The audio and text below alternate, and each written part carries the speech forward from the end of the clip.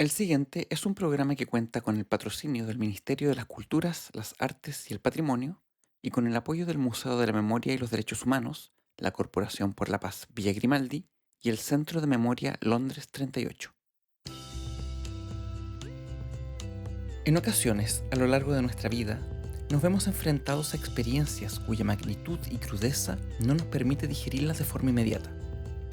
Situaciones que nos superan debido a la potencia que contienen y que, en muchos casos, bloquean nuestra capacidad de entendimiento con respecto a lo que estamos viendo, para terminar de comprenderlas únicamente una vez pasado un cierto lapso de tiempo, el que puede variar dependiendo de cada persona.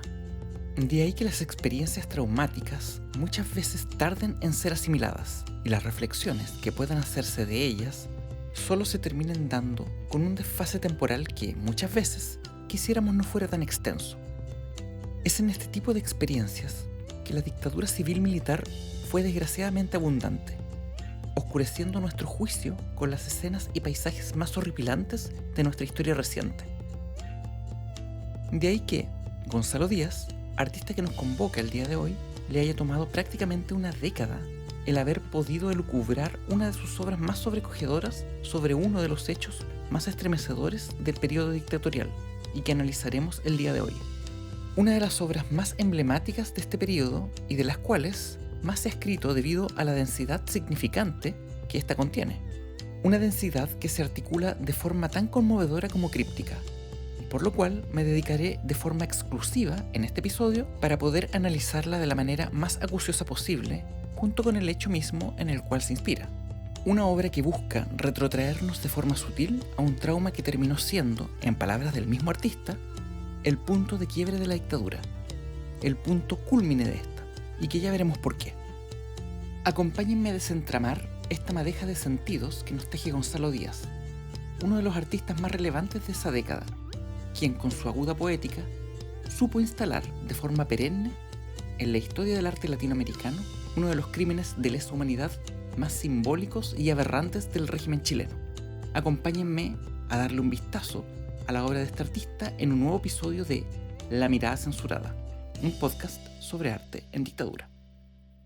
Les doy la bienvenida una vez más a este quinto episodio de la segunda temporada de nuestra cita semanal con el arte chileno y toda la historia que lo enmarca, puesto que, como ya lo he dado a entender en capítulos anteriores, el arte es producto de su tiempo y por defecto, este se debe al momento histórico en el que tuvo lugar. Son los sucesos políticos, económicos, sociales y tecnológicos los que inciden en los sujetos, artistas en este caso, y dan pie para que estos hagan un determinado tipo de arte. De ahí que podamos decir que el arte se debe a cuestiones netamente materiales, algo en lo que me he afanado por dejar en claro a lo largo de todos los capítulos que llevamos hasta ahora, y este no será la excepción. En este sentido, podemos decir que Gonzalo Díaz es un artista que se ciñe perfectamente a esta forma de entender la producción de arte, debido a que, como ya lo anunciaba en la introducción, este tuvo una especial sensibilidad con los hechos que acontecían durante esos años, pero sin por ello trabajarlo de forma mediática o panfletaria. Si hay algo de lo que no podemos tachar a Gonzalo Díaz, es de ser impaciente, puesto que, si hay algo que sabe hacer, es esperar. La paciencia y mesura en Díaz podrían ser algunos de sus rasgos más destacables, al menos con lo que compete al trabajo que hoy analizaremos. Una obra que se sale nuevamente de las categorías más tradicionales del arte, entrando a lo que se conoce como instalación, un tipo de arte del cual, si mal no recuerdo, ya he hecho mención en algún episodio anterior, pero que no está de más precisar en qué consiste para refrescar la memoria. Esta es una forma de arte que se puede rastrear, al igual que muchas de las otras que hemos hablado, durante las primeras décadas del siglo XX, pero que se configura con mayor fuerza en la década de los años 50. Y, dicho de manera sucinta, que busca trabajar tanto con objetos cotidianos, no necesariamente pertenecientes al mundo del arte, y con el espacio de emplazamiento en el que se sitúan estos objetos, intentando poner de relevancia el sentido que tienen dichos elementos, no en sí mismos, sino en relación con ellos mismos y el espacio físico y temporal que ocupan. O, dicho de otro modo, la comparecencia de los objetos en un determinado tiempo y lugar se conjuga de tal forma que el conjunto en su totalidad es lo que arma el mensaje de la obra. Un tipo de obra que nunca puede repetirse de igual manera en espacios distintos, cosa que no ocurre con una escultura, pintura, dibujo o incluso un videoarte. La instalación tiene esa característica de nunca repetirse igual en lugares y tiempos distintos. Y fue un género bastante explorado por Díaz ya hacia finales de los años 80 y los años de la democracia. Sin embargo, antes de esto, su principal actividad fue la pintura. Un momento en que la pintura no era precisamente valorada por el ala más progresista de la escena artística local, especialmente debido al estigma tradicionalista que ésta tiene. Mal que mal, es probablemente el tipo de arte más emblemático de la historia del arte occidental. Y aun cuando a nivel global esta estaba repuntando de forma sorprendente, la actividad pictórica en Chile no era algo que llamara mucho la atención a quienes por ese entonces llevaban el debate artístico de vanguardia. Y ni siquiera cuando en los años 80 surge un grupo de jóvenes egresados de la Universidad de Chile, quienes vuelven a la pintura por el mero gusto de querer pintar. Algo que, desde el otro bando, fue visto como un gesto frívolo y que no se condecía con el momento infame que vivía el país. Además de que abordaban, en muchos casos, temáticas triviales y livianas en relación a los temas que los otros artistas, más o menos de la misma generación, estaban trabajando. Sin embargo, había algunas excepciones. Tal es el caso de Díaz, quien durante toda su trayectoria previa a la obra que veremos hoy, se dedicó de forma casi exclusiva a esta actividad, dándole cabida a una pintura de corte más crítico que el de esa generación más joven, y de la cual él mismo había sido profesor en la universidad de algunos de ellos. Es así que nos adentraremos en la obra de Gonzalo Díaz, titulada Lonquén 10 años. Una pieza que reflexiona en torno al caso de 15 detenidos desaparecidos a las pocas semanas del golpe de Estado, y que dentro de unos minutos contaremos más en detalle de qué se trató. Antes de eso, y como es habitual, aprovecho de mencionar algunas de las fuentes que utilicé para este capítulo. En primer lugar, está el texto del filósofo Pablo Yarzún, La estética de la sed, publicado en la revista Rabo en el Ojo, Ejercicios y contactos de crítica, del año 2003. Y el texto de Rodrigo Zúñiga, La declinación visual de Gonzalo Díaz, publicado en la revista de Teoría del Arte de la Universidad de Chile. De ambos les dejo el link en la descripción del capítulo por si quieren profundizar, además de un buen número de entrevistas que se pueden encontrar en YouTube y de las que también les dejo los enlaces. Junto con eso, también me fue necesario indagar en torno al caso en el cual la obra se inspira, conocido como el caso de los hornos de Lonquén.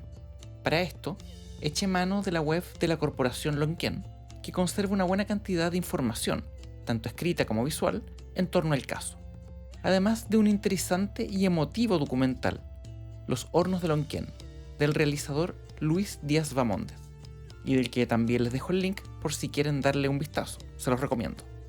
Respondamos entonces la pregunta que ya es casi una institución en este podcast. ¿Quién fue Gonzalo Díaz?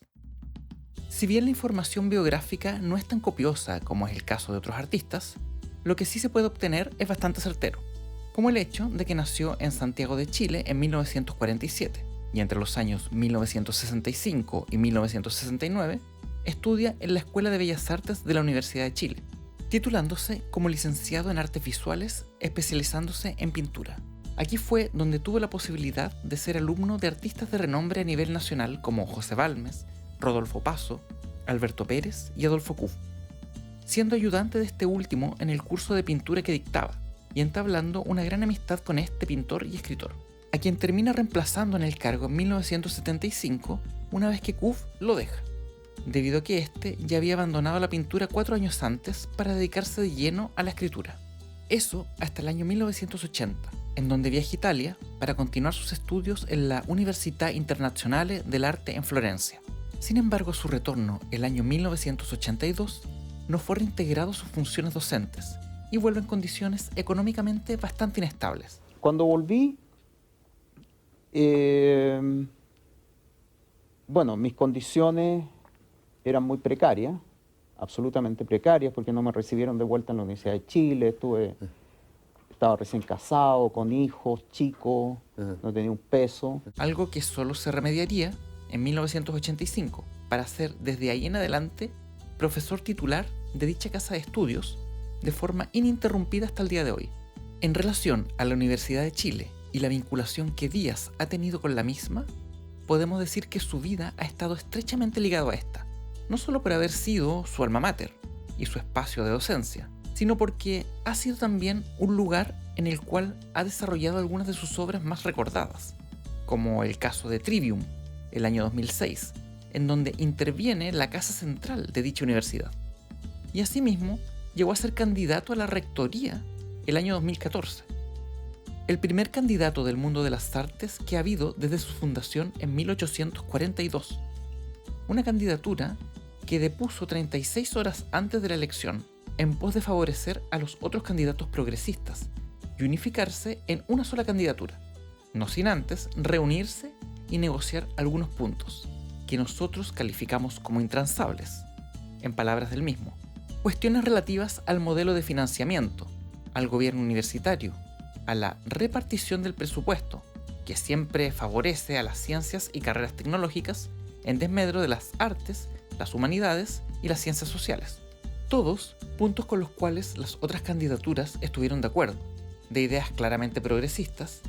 Díaz fue un profesor tremendamente importante dentro de la facultad durante los años del régimen, formando parte de la lucha que, dentro de la misma facultad, se vivía para hacerle frente a los decanos impuestos por la Junta Militar, algo que se dio en todas las casas de estudio e instituciones estatales del país. Tal fue su vehemencia en contra de las administraciones de los designados decanatos, que en un momento llegó a ser exonerado de su cargo, algo que paralizó a todo el estudiantado hasta que eso no se revirtiera. Hoy la historia ha sido, como pocas veces, justa, y entre los años 2018 y 2022 fue elegido decano de la facultad que durante casi 50 años lo ha albergado. Muy bien, la obra que hoy nos convoca, tal y como lo mencionamos hace unos instantes, es titulada Lonquén 10 años y fue realizada en enero de 1989 en la Galería Ojo de Buey, en Santiago de Chile.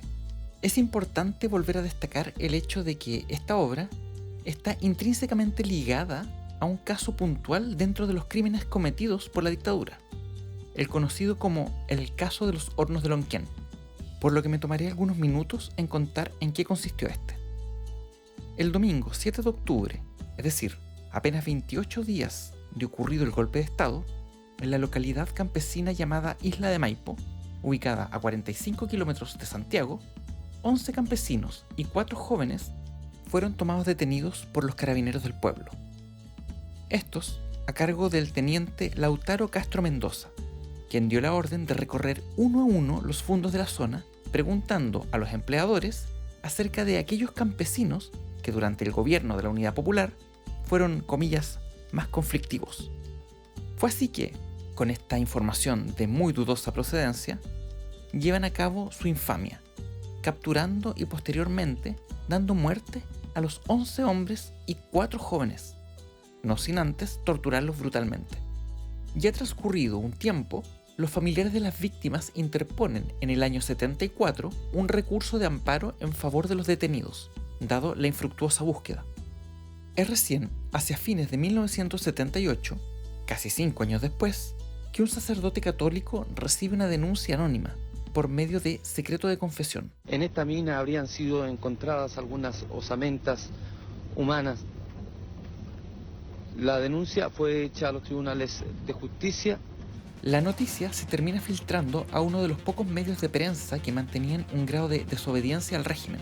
Es sobre esta base que se inicia una investigación y se designa a un ministro en visita, el que al poco tiempo se tuvo que declarar incompetente al establecerse que las víctimas habían sido ultimadas a bala por personal uniformado. El ministro en visita, Adolfo Bañados, se constituyó aquí en el juzgado del crimen de Talagante a las 8 de esta mañana. De inmediato interrogó a 3 campesinos de la zona de Lonquén, los que fueron citados a declarar para aportar antecedentes sobre el hallazgo de cadáveres. Se trata de Segundo Vicencio Mendoza, de 26 años, Manuel Quirós Cabeza, de 65 años, y de Carlos Toledo Herrera, de 66 años. Con esto, el caso pasaría a Fiscalía Militar, la cual declara en encargatoria de reo a los agentes implicados. Sin embargo, en virtud del decreto ley de amnistía de 1978, se sobreseyó a todos los participantes del caso. Fue así que se dispuso que los cadáveres solo uno de ellos fue reconocible, se entregaran a los familiares, algo que nunca llegó a ocurrir, ya que mientras estos esperaban reunidos en la iglesia para celebrar una misa fúnebre en conmemoración de las víctimas, y sin previo aviso a ninguno de ellos, los restos fueron sacados del servicio médico legal y arrojados a una fosa común en el cementerio parroquial de Isla de Maipo. Las osamentas permanecieron allí hasta el año 2008, cuando fueron exhumadas por orden judicial. Aún así, antes de eso, en 1980, el sitio del hallazgo se convirtió en un lugar incómodo para la dictadura y los propietarios del lugar, por lo que los hornos fueron dinamitados y, años más tarde, surgió un proyecto para hacer un vertedero, al cual, pese a la oposición de los vecinos, se terminó construyendo a casi 1 kilómetro de distancia del lugar, y aún al día de hoy opera de forma absolutamente indiferente a la historia que en sus inmediaciones se esconde. En relación a los restos de las víctimas, hoy descansan en un mausoleo dedicado a ellas en el cementerio del pueblo, identificadas con sus nombres completos, cada una con su nicho individual. Ok, ya teniendo relativamente claro en qué consistió este caso, nos introduciremos de lleno en el análisis de esta obra.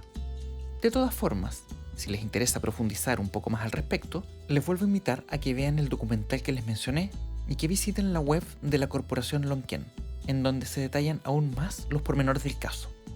En términos formales, y como hacía unos minutos lo habíamos mencionado, la obra en cuestión consistió en una instalación, es decir, en la intervención del espacio expositivo con diversos objetos, algunos de los cuales resultaban ajenos al mundo del arte más tradicional, aunque había otros que pertenecían directamente a ese mundo. Vamos viendo, en una sala de planta rectangular, Díaz ubicó en la pared del fondo una gran estructura de madera que sostenía contra el muro 2 toneladas de piedra, cada una de ellas numeradas. En los 2 muros laterales colgó 14 marcos idénticos, de diseño neoclásico y de madera negra lacada y de pequeño formato. Debajo de cada uno de los cuadros se ubicó un número romano de bronce, de forma tal que estos quedaban numerados y secuenciados del 1 al 14. En la base, al lado izquierdo de cada marco, sobresale una pequeña repisa, la que también es del mismo material y color, y posee el mismo tratamiento lacado, y sobre las cuales hay en cada una un vaso con agua a medio llenar. Igualmente, encima de cada marco, se coloca un apliqué de bronce con una tenue luz, que pareciera otorgarle un cierto aura luminiscente a cada uno de los cuadros, tal y como lo harían en un museo o espacio destinado a albergar objetos de arte, en este caso pinturas. Una de las peculiaridades que poseen estos pequeños rectángulos de madera es lo que en ellos se muestra. Tras el vidrio de estos marcos, el artista ha dispuesto una lija oscura que en definitiva no poseía imagen alguna. Sin embargo, en la cara interior del vidrio, una inscripción rompía con esa homogeneidad de la lija de fondo y que ya leeremos.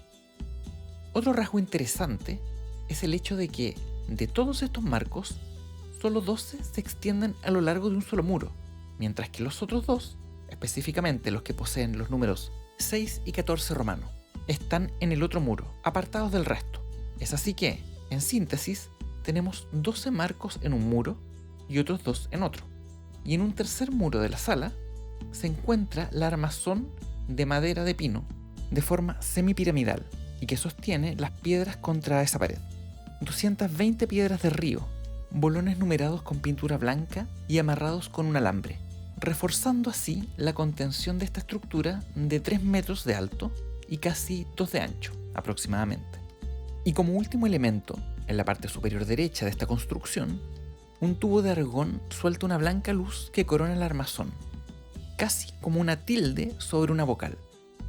El conjunto, en palabras del filósofo y profesor de la Universidad de Chile, Pablo Oyarzún, era como una escenificación que bien podría evocar una suerte de templo.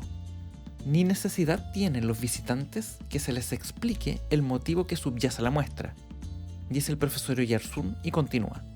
El nombre Lonquén está para todos ellos expresamente unido al historial de crímenes de la dictadura, una puesta en escena que sobrecoge por aquello a lo que busca remitir, pero que, al mismo tiempo, no resulta fácil adentrarnos al núcleo y fundamento del significado del conjunto que se observa. Y es a eso a lo que precisamente ahora me dedicaré. Si bien el mismo artista sostiene que el conjunto en cuestión posee una multiplicidad de lecturas, se hace necesario decir que, hasta la gente avesada en arte tiene ciertas dificultades al momento de su interpretación. Incluso sería preciso aprender a leer de nuevo, dijo el mismo Yersun en su texto, en alusión a esa misma dificultad que posee ese, entre comillas, laberinto de signos. También palabras de él. Hay, en la conjunción de estos objetos dentro de este espacio común, una densidad simbólica que es necesario desenredar. Una densidad que solo es entendible en la medida que consideramos la cantidad de años que le tomó concebir esta obra. Los 10 años que transcurren desde que acontece el suceso del hallazgo nos hablan en gran parte de la dificultad que tuvo el mismo Díaz a la hora de poder procesar aquello de lo que era testigo. Ese tiempo de, comillas, digestión es clave a la hora de entender esta obra, ya que sin la reflexión que implican esos 10 años de pausa, 10 años de metabolizar este hecho, sin duda el trabajo habría sido muy distinto. Cabe decir que, como habíamos dicho, este hallazgo marcó un antes y un después en el desarrollo de la dictadura, entre otras cosas, debido a que con este hecho es que se deja de poner en tela de juicio la existencia de los detenidos desaparecidos, los que, hasta ese momento en el discurso oficial, se hablaba de que no existían tales casos y que no pasaban de ser historias inventadas. E incluso, había un relato bastante extendido y cruel que decía que todos quienes habían desaparecido, comillas, se encontraban en el extranjero pasándolo muy bien. Después del hallazgo de Lonquén, eso no pudo seguir sosteniéndose. La evidencia era demasiado brutal como para seguir negándolo. De ahí en adelante, la nefasta chapa de presuntos desaparecidos debió comenzar a ser quitada de los discursos oficiales y, sobre todo, de la prensa cómplice. También declaró la señora Inés Sepúlveda, quien es la esposa de un presunto desaparecido de la zona de Lonquén. ¿Ella le entregó algún antecedente? ¿Esto es importante? Aun cuando hubo durante mucho tiempo, incluso ya entrada la democracia, medios como el diario El Mercurio, que siguió usándola. El mismo Díaz lo entiende en algunas entrevistas que este hecho fue el principio del fin de la dictadura, pues el horror ya era algo innegable. Y esto, a ojos de la comunidad internacional, no era aceptable, por lo que las presiones solo se intensificaron. Realmente yo sabía que esta cuestión era muy... Siempre me pareció que este hecho era como el punto de quiebre de la dictadura, ¿no? Era el punto culminante de la dictadura. Sí. Eso me pareció siempre que era así. Desde el primer momento, y esta cuestión es una cuestión clave en la historia de la dictadura. Es así que, solo a través del retardo de estos 10 años, se logra hacer frente a estos aberrantes actos. Develar lo ominoso por primera vez es siempre más aterrador que las veces sucesivas. Toda la obra es un circuito que apela al recorrido del visitante una vez que ha ingresado a la galería y conmina a los espectadores a desplazarse en el orden dispuesto por la numeración señalada. Dentro de la obra podríamos destacar algunos detalles bastante relevantes. Primero, el título, el cual apela directamente a la noticia en cuestión y al tiempo transcurrido desde el acontecimiento. Con esto automáticamente se orienta a los visitantes hacia dónde apunta la obra. Una pequeña ayuda, si se quiere. Ayuda que se disipa rápidamente cuando entra en contacto con los objetos, ya que nada dentro de la sala vuelve a remitir al suceso en cuestión. Sin embargo, aun cuando no haya más señales del trágico evento, el visitante ya ha sido situado, con todo lo que esto implica. Una primera asociación podría estar en volver a recordar la tortura, el sufrimiento y los vejámenes perpetrados por los uniformados hacia los campesinos. Este punto hace que inevitablemente el recorrido que los visitantes hagan tenga algo de eso también. He ahí el segundo detalle, el que nos conecta con la tortura sufrida por las víctimas ya varios años atrás, la que se acentúa aún más cuando de pronto nos percatamos de la cantidad de estaciones, 14, las que nos conectan inevitablemente con el Vía Crucis, trágico itinerario vivido por Cristo antes de ser crucificado y narrado en los evangelios. Obviamente, aquí despojado de toda su connotación religiosa. Y aun cuando Yersun no concuerda con este punto, es muy difícil no establecer una relación entre ambos. El filósofo aduce que esto se debería a una solución formal, entendiendo que las víctimas son 15 y no 14, como las estaciones del Vía Crucis. Es para esto que ubica dos de las estaciones, la sexta y la 14, juntas, en una pared aparte de las otras 13. No es casual que, además, hayan sido consideradas esas estaciones y no otras. La sexta, que es donde la Verónica enjuga el rostro de Jesús con un paño, quedando estampada la cara del Nazareno en este. Y la 14ª, la del entierro en el Santo Sepulcro. Podrían haber sido cualquiera de las otras, pero eligió esta, y la razón no es aleatoria ni arbitraria, y radica en la ancestral vinculación que existe entre imagen y muerte, y sobre la cual muchos autores han reflexionado, y que, en resumen, habla de que la imagen, ya sea fotográfica, pictórica u de otra índole, siempre busca, entre comillas, embalsamar la realidad. La confección de imágenes ha sido entendida casi como una técnica mortuoria que busca mantener presente aquello que pasó y que nunca más será. De ahí que ponga juntas estas dos estaciones, aquella en donde se graba la imagen de Cristo en el lienzo utilizado por la mujer y aquella en la que Jesús es sepultado.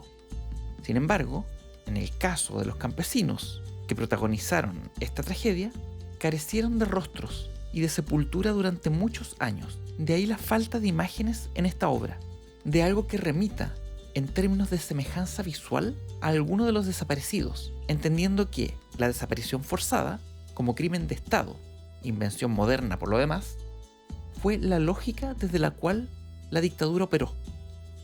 Un crimen que, cabe decirlo, genera estragos en quienes quedan vivos para sufrirlo en carne propia, dado que la ausencia del cuerpo del ser querido es un vacío que nunca logra llenarse. De ahí también que, en los marcos usados, no se hubiese colocado ninguna imagen. Claro, lo lógico habría sido poner en estos un retrato de cada una de las víctimas. Sin embargo, la reflexión que el artista busca hacer es mucho más profunda que un simple memorial. Los cuadros, en tanto objetos que contienen imágenes, hacen a priori una promesa al visitante que los encuentra: ver una imagen. Sin embargo, no hay nada que mostrar. Es por ello que, dentro de los cuadros, dispusiera tras el cristal la lija negra, la que suprime toda posibilidad de visualización de una imagen. Y en la cara interior de cada cristal escribiera la siguiente frase, : abro comillas. En esta casa, el 12 de enero de 1989, le fue revelado a Gonzalo Díaz el secreto de los sueños. Cierro comillas. Una cita o paráfrasis directa a la frase de Sigmund Freud, creador del psicoanálisis, quien dijera en una carta dirigida a su amigo el Dr. Wilhelm Fliess, : abro comillas, en esta casa, el 24 de julio de 1895, le fue revelado a Sigmund Freud el secreto de los sueños. Cierro comillas. Esto debido a que en esa fecha, y en la casa en que se vivía entonces, Freud termina de hacer finalmente su primer análisis completo de un sueño, momento fundacional en la historia de la psicología, y que aquí el artista, más que intentar arrogarse un renombre fundacional y pionero de algún tipo, lo que busca es establecer un vínculo con el elemento onírico como forma de conocimiento. Y evidentemente, todo lo relativo al onírico y su análisis conduce, tarde o temprano, a su primer incursor, Freud. Además de eso, el mismo Díaz reconoce el valor de los estados de ensoñación como una forma de concebir sus trabajos. Yo he tratado de hacer algo que no se hace y que es muy desprestigiado en el arte, que es hacer obras soñadas. Soñar obras, que es una asquerosidad, la frase es una asquerosidad infinita. Pero me he dado cuenta que en ese estado de somnolencia, o sea que no es propiamente soñar, pero en donde uno alcanza a percibir que el orden de las cosas diurnas, la lógica, hay un trastocamiento de eso. En ese estado que aparece como más liberador porque el tiempo funciona de otra manera, la gravedad también, etc.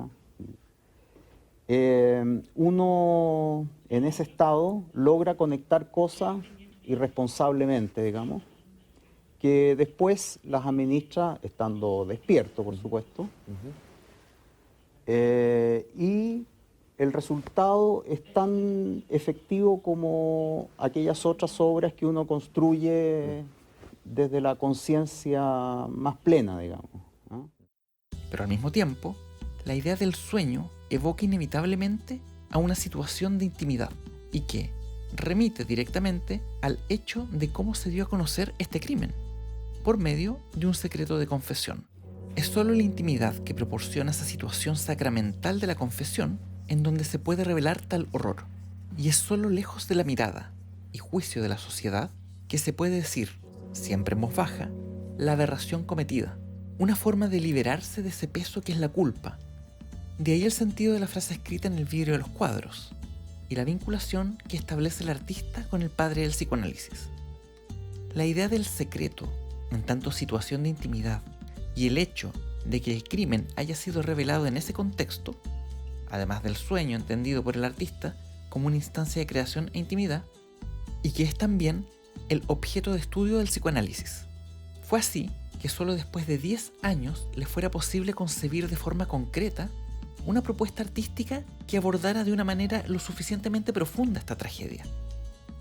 Por otra parte, y entendiendo el concepto del secreto en esta obra, también es importante señalar que aquí el secreto es revelado solo en tanto secreto. Es decir, se revela que existe este secreto, pero no qué es lo que éste encierra. No sabemos, y nunca lo sabremos, cuáles fueron los siniestros pormenores que aquí se esconden, puesto que, dado su horror, son indecibles. Y al poseer esta condición, no es posible representarlos, puesto que se escapan a toda posible representación. De ahí la carencia de imágenes en la obra. De ahí que Díaz prescindiera de imágenes de algún tipo para esta obra. Y una posible explicación al hecho de que el artista demorara una década en procesar este suceso es la que da Oyarzún, y que apela a que la noticia llegó a sus oídos cuando éste se dedicaba exclusivamente a la pintura. Algo que tiene sentido en la medida que la figuración pictórica a la que recurría Díaz por aquellos años era insuficiente a la hora de representar algo tan desbordante como ese horror. Lo que explica que durante 10 años llevara consigo los recortes del periódico en donde vio la noticia por primera vez y que tanto lo conmovió. Pero tenía en mi taller, en mi maletín de cachivache, llevé ese envase que estaba con chinche en mi taller y al lado las fotos de Lonquén.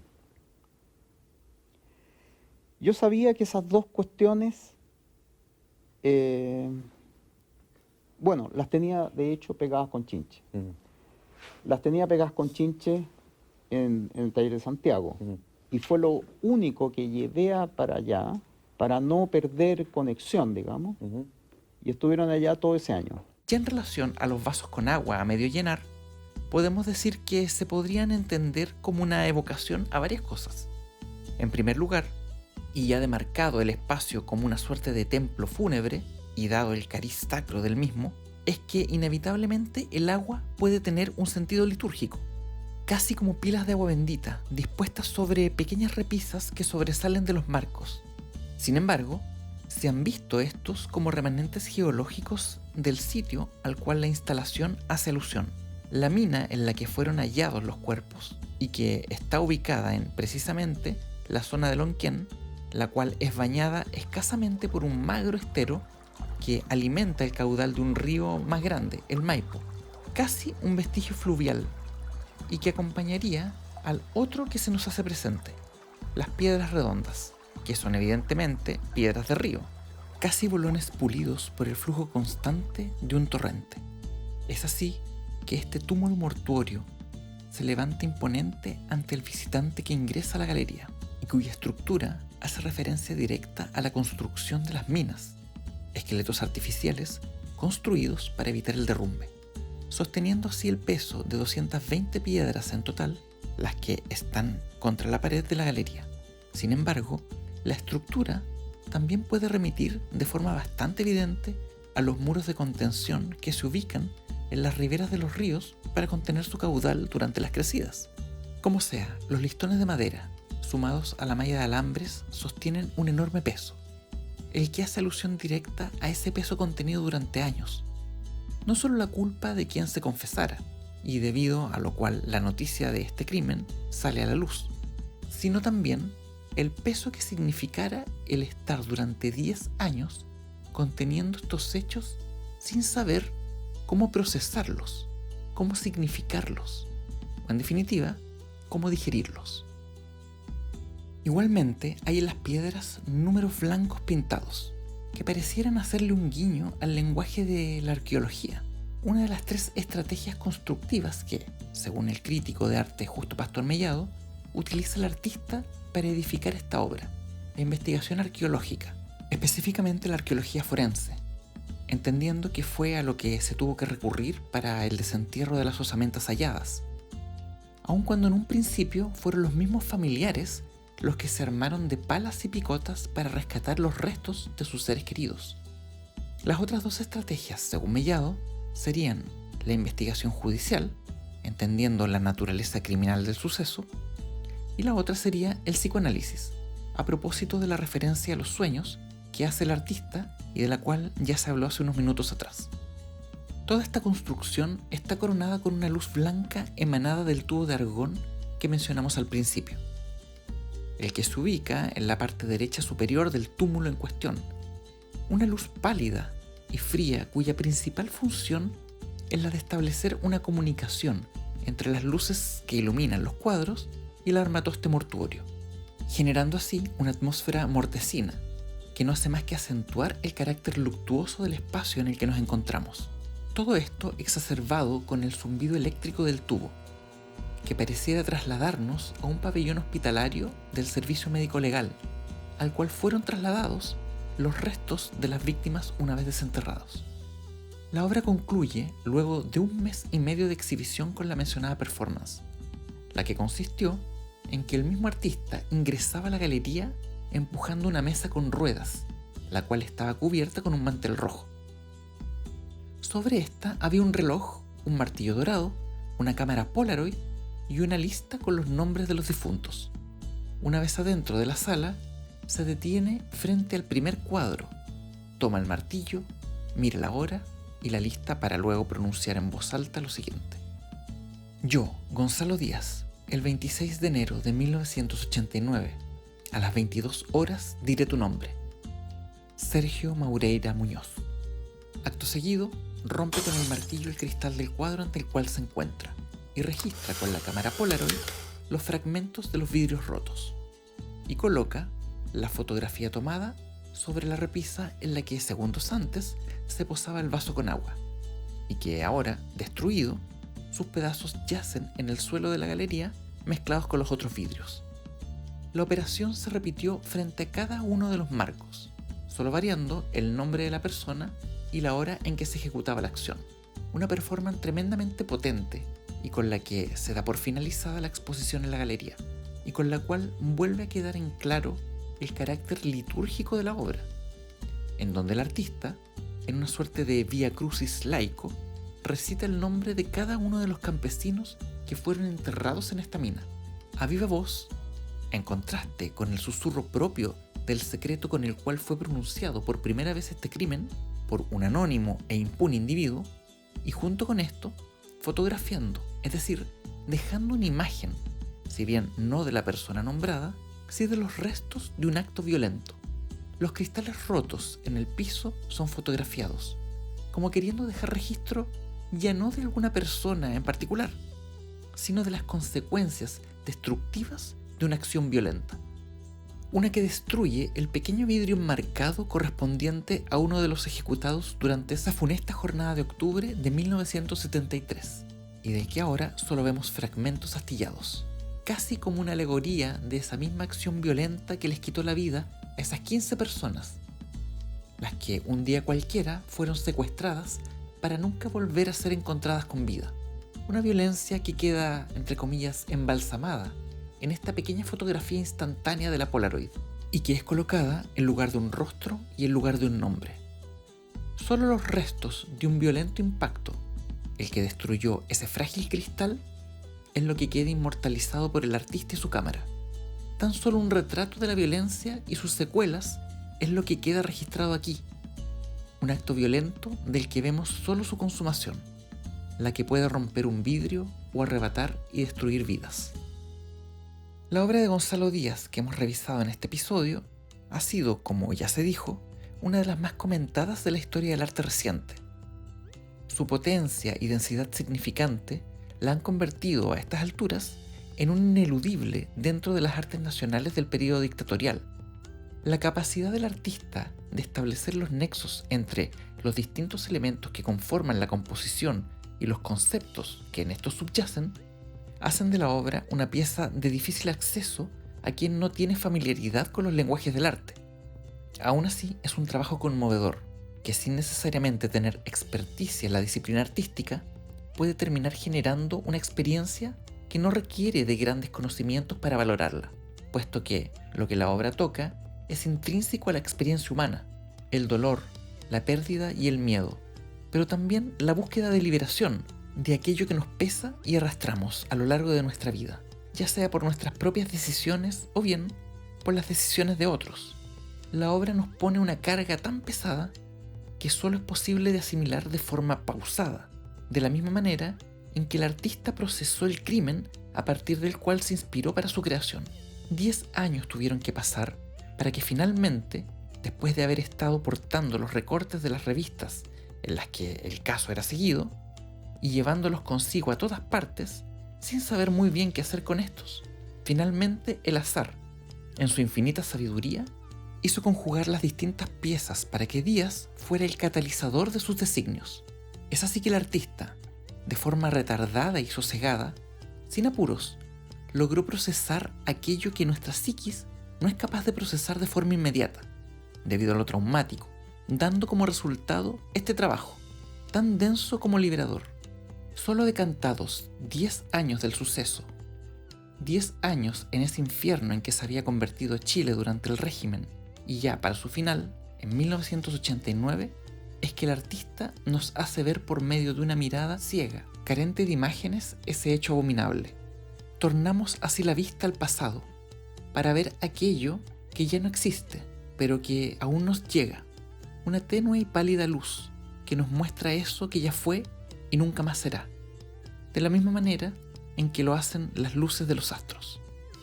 Y bien, es así que hemos llegado al final del capítulo de hoy. Esperando que les haya gustado, me despido hasta una próxima oportunidad en otro episodio de La Mirada Censurada. Un gran abrazo y que estén muy bien.